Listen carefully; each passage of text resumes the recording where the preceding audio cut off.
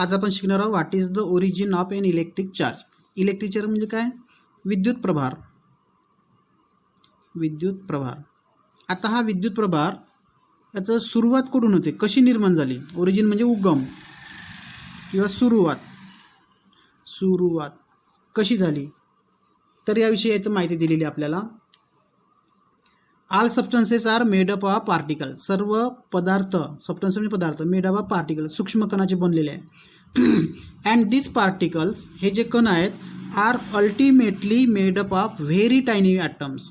आणि हे जे कण आहेत, हे कण, पदार्थातले कणसुद्धा अतिशय टायनी म्हणजे सूक्ष्म अशा ॲटम्स म्हणजे अणूंनी बनलेले आहे. We shall be looking at the details of atomic structure later. आता पुढच्या चॅप्टरमध्ये आपण अणूची रचना कशी असते ते शिकणारच आहोत. या ठिकाणी at this stage it is sufficient to know that, आपल्याला हे एवढं माहीत करणं गरजेचं आहे किंवा इसेन्शियल आहे, सफिशियंट आहे, that each atom contains a stationary positive charge. प्रत्येक ॲटममध्ये स्टेशनरी म्हणजे स्थिर, इकडून तिकडे कधीच न जाणारा, एकाच जागेवर राहणारा, त्याला म्हणतात स्टेशनरी. पॉझिटिव्ह चार्ज, कोणत्याही वस्तूवर किंवा अणूवर पॉझिटिव्ह चार्ज हा कधीच इकडून तिकडे त्याचे कण जात नाही, एका जागेवर स्थिर राहते, म्हणून त्याला स्टेशनरी पॉझिटिव्ह चार्ज म्हणतात. अँड मुव्हिंग म्हणजे चल, इकडून तिकडे तिकडून इकडे जाऊ शकणारा निगेटिव्ह चार्ज. आता याच्यावर लक्षात आलं, कोण इकडे तिकडे हिंटेनं कोण एका जागेवर बसून राहते.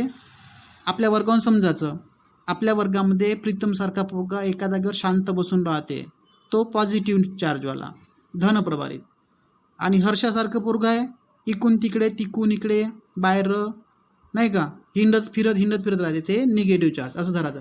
शांत एकाच जागेवर राहते तो पॉझिटिव्ह चार्जवाला, जो हिंडत फिरत राहते तो निगेटिव्ह चार्जवाला. उदाहरण लक्षात ठेवा. This two charges being perfectly balance. आता तरी पण, आता हे आपल्या मी फक्त तुम्हाला चल आणि स्थिरसाठी उदाहरण सांगलं, तरी पण कोणत्याही पदार्थामध्ये हे जे चार्जेस आहे पॉझिटिव्ह आणि निगेटिव्ह परफेक्टली बॅलन्स, पूर्णपणे कशी असतात, संतुलित. संतुलित म्हणजे पॉझिटिव्ह आहे तेवढेच आणि निगेटिव्ह आहे तेवढेच. पॉझिटिव्ह 10 असेल तर निगेटिव्हसुद्धा 10. पॉझिटिव्ह 1,00,000 असेल तर निगेटिव्हसुद्धा 1,00,000. त्याला म्हणतात perfectly balance. An atom is electrically neutral. ते परफेक्टली बॅलन्स राहत असल्यामुळे ॲटम हा न्यूट्रल असतो. न्यूट्रल म्हणजे उदासीन, याच्यावर कोणताच चार्ज राहत नाही. कोणत्याही पदार्थामधील अणूवर सुरुवातीला कोणताच प्रभार नसतो. काऊन? कारण तो बॅलन्स अवस्थेत असतो म्हणून. मग चार्ज कसा निर्माण होते जर ते न्यूट्रल असेल तर? आता त्याची माहिती खरी खाली देऊन आहे. All objects are made up of atoms which means that they are electrically neutral. सगळे पदार्थ हे कसे आहे, इलेक्ट्रिकदृष्ट्या न्यूट्रल आहे. Then how do object become electrical charge. मग ते विद्युत प्रभारित कसे बनतात? For some reason the balance of electrically neutral atoms gets disturbed. For example, when certain objects are rubbed against each other, the negative charge particles on one object to go to the other object. The object to which they go becomes negative charge due to an excess of negatively charged particles. Similarly, the object from which the negatively charged particle go away becomes positively charged due to a deficiency of negatively charged particle. It means that of the two objects being rubbed, one becomes positively charged and the other negatively charged. आता बघा, हे एवढं वाचलं, याच्यात प्रयोग करून तुम्हाला सांगतो. इथं बघा, इथं हा एक गोटा दिलेला आहे आणि हा दुसरा गोटा दिलेला आहे. म्हणजेच आता एखादी आपण वस्तू घेतली, इथं या ठिकाणी 3 पॉझिटिव्ह आहे आणि 3 निगेटिव्ह आहे. हा एक गोटा आणि हा दुसरा गोटा, याच्यामध्ये 3 पॉझिटिव्ह आहे आणि 3 निगेटिव्ह आहे. जेव्हा हे दोन्ही एकत्र असेच आहे तोपर्यंत हे कसे आहे, न्यूट्रल आहे. हे कसे आहे, न्यूट्रल आहे.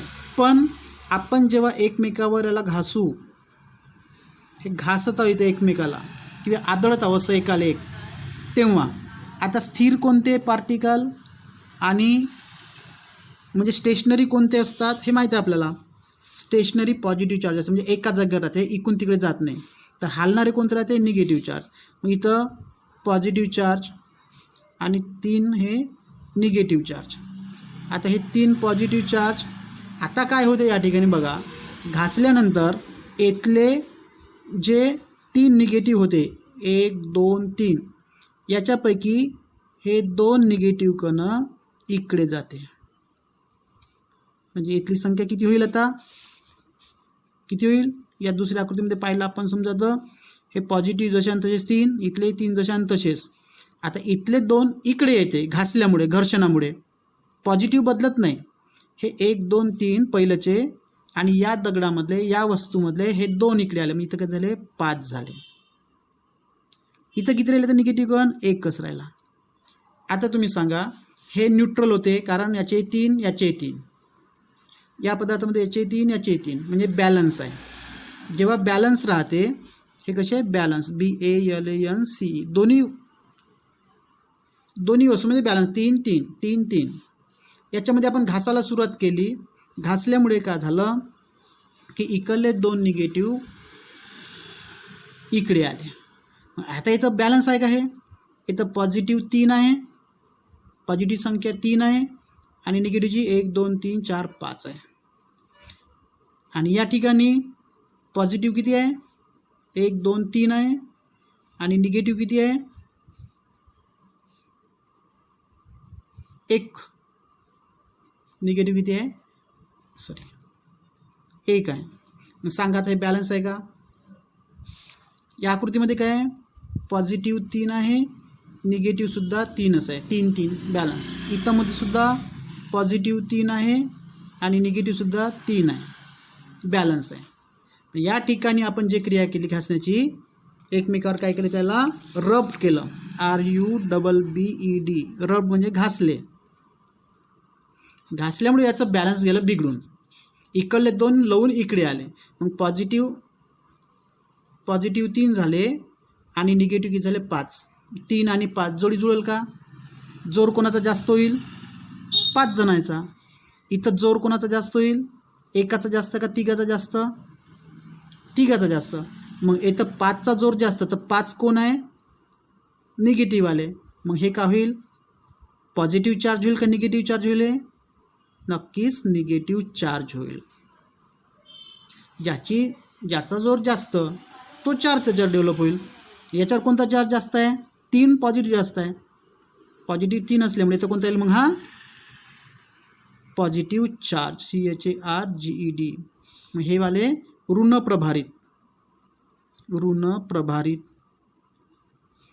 तर हे काय होईल? धन प्रभारित. अशा प्रकारे एकमेकाच्या वस्तूवरचे जर निगेटिव्ह पार्टिकल दुसरीकडे गेले तर ही वस्तू अनबॅलन्स होते. अनबॅलन्स झाल्यामुळे चार्ज डेव्हलप होते. जेव्हा मग इथं हे जास्त डेव्हलप होते निगेटिव्ह चार्ज, तेव्हा मग त्याला ऋण प्रभारित संख्या झाली. पॉझिटिव्ह असेल तर पॉझिटिव्ह चार्ज. तर इलेक्ट्रिक चार्ज आपण याला म्हणायचं, याला म्हणायचं, याला म्हणतात इलेक्ट्रिक चार्ज. दोन्ही याला इलेक्ट्रिकच चार्ज म्हणतात, पण जनरली याला जास्त म्हणतात. समजले? असे हे इलेक्ट्रिक चार्ज कोणत्याही वस्तूवर डेव्हलप होते. चांगलं पुन्हा डबल ऐकून समजून घ्या. ट्राय दिस. या ठिकाणी आता एक प्रयोग करायचा आहे. त्यासाठी मटेरियल काय पाहिजे? पेपर म्हणजे कागदाचे तुकडे, पॉलिथिन म्हणजे मेन कापड आपलं घरचं, नायलॉन क्लोथ नायलॉनचा कापड, कॉटन क्लोथ म्हणजे सुती कपडा, सिल्क क्लॉथ म्हणजे रेशमाचा कपडा, तुमच्या आईची साडी असेल तर एवढं घ्यायचं. Procedure: first take the object mention in the chart near some small pieces of paper and observe what happens. काय करायचं म्हणते की सगळ्यात पहिलं वस्तू प्रथम कागदाच्या तुकड्याजवळ न्यायचे आहे. कागदाचे तुकडे बारीक बारीक करायचे. Then rub each of this object in turn against one of the given material and take it near the pieces of paper. Record your observation. म्हणजे कागदाचे तुकडे टाकून ठेवायचे आणि या चार्टमध्ये दिलं मटेरियल यूज फॉर रबिंग. आता बलून आपण यापैकी पॉलिथिनवर घासून पहा, नायलॉनवर घालून पहा, कॉटन क्लॉथवर पहा आणि सिल्क क्लॉथवर पहा. घासल्यानंतर प्रत्येक वेळेस अलग अलग घासून पहा. Whether paper pieces get attracted. त्याच्यावर कागदाचे तुकडे अट्रॅक्ट झाले का? प्रत्येकाला वेगवेगळे हे करावं लागते खूप सारं. आता आपला शाळा चालू असेल मी तुम्हाला करून दाखवत होतो. जर पेपरचे तुकडे त्या फुग्याला चिपकले तर यस लिहायचं राईट किंवा वाई यस. जर नसल चिपकले तर नो लिहायचं. Does the object gate charge? जर या ठिकाणी कागद चिपकला असेल, यस असेल तर ऑब्जेक्ट इकडे सुद्धा यसच येणार. इकडे नो असेल तर इकडे सुद्धा नो येणार. एका वस्तूसाठी घेऊन पाहायचं. बलून पहिल्यांदा पॉलिथिन साठी करून पाहायचं, नायलनसाठी करून पाहायचं, कॉटनसाठी करून पाहायचं, सिल्कसाठी क्लॉथ. तर असे प्रत्येक प्रयोग किती करून पाहायचं आपल्याला. Ball pen refill. तुमच्या घरी आता तुमची पेन आहे ते घासून पहा या वस्तूवर दिलेल्या, आणि केव्हा केव्हा इथं चिपकते तेव्हा लिहायचं. इरेझर तुमचा खोडरापूरचं करून पहा प्रॅक्टिकल. तुमच्या वुडन रुलर आहे, लाकडाची पट्टी, त्याचं करून पहा. स्टील स्पूनचं करून पहा. कॉपर स्ट्रीप म्हणजे तांब्याच्या पट्टीचं करून पहा. या सगळ्या या वस्तूवर काय काय घडून येते ते बुकावर लिहा.